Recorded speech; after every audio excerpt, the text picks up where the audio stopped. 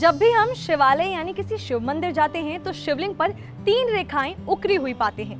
भगवान शिव के भक्त भी अपने माथे पर यानी अपने ललाट पर इन 3 रेखाओं को लगाते हैं। ये रेखाएं एक प्रकार का तिलक है जिसे हम त्रिपुंड कहते हैं। अब सवाल उठता है कि शिव जी को हम त्रिपुंड क्यों लगाते हैं, त्रिपुंड होता क्या है और उसे लगाने के क्या फायदे हैं। सारी बातें हम आपके साथ करने वाले हैं, तो सबसे पहले तो बने रहिए हमारे साथ वीडियो के आखिर तक। अब सबसे पहले आपको मैं ये बताती हूँ कि क्या होता है त्रिपुंड।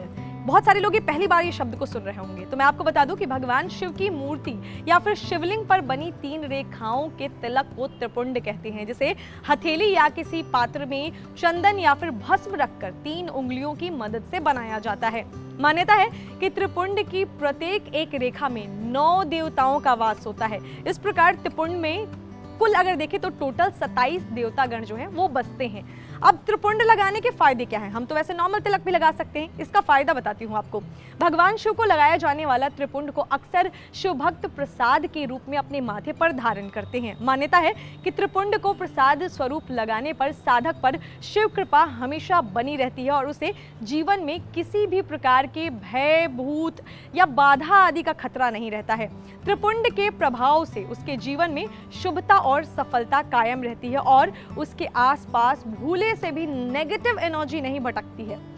ये तो हो गई बात त्रिपुंड की। कैसे लगाते इस तिलक को ये जानिए।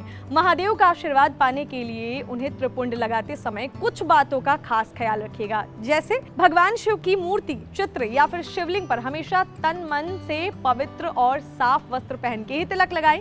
तिलक लगाते समय आपका फेस जो है वो नॉर्थ डायरेक्शन की ओर होना चाहिए। शैव परंपरा से जुड़ा त्रिपुंड लगाने के लिए अनामिका, मध्यमा और अंगूठे का प्रयोग करते हैं, यानी इन 3 उंगलियों का, और माथे पर बाईं आंख की ओर से दाईं आंख की तरफ आड़ी रेखा खींचनी चाहिए। अब त्रिपुंड का आकार इन दोनों आंखों के बीच में ही सीमित रखना चाहिए। तो मैंने आपको त्रिपुंड के बारे में बताया, यानी कि बहुत सारे लोग नहीं जानते हैं, लेकिन आप देखते होंगे पीले रंग के 3 निशान। तो सामान्य तिलक एक छोटी सी बिंदी होती है, एक लंबा सा टीका होता है, लेकिन त्रिपुंड बहुत ही डिफरेंट टाइप का एक तिलक है जिसके बारे में मैंने आपको बताया। आप देखते होंगे लेकिन जानते नहीं होंगे। तो आप पहले तो ये कमेंट करके बताइए कि आप में से कौन कौन पहली बार त्रिपुंड के बारे में सुन रहा है।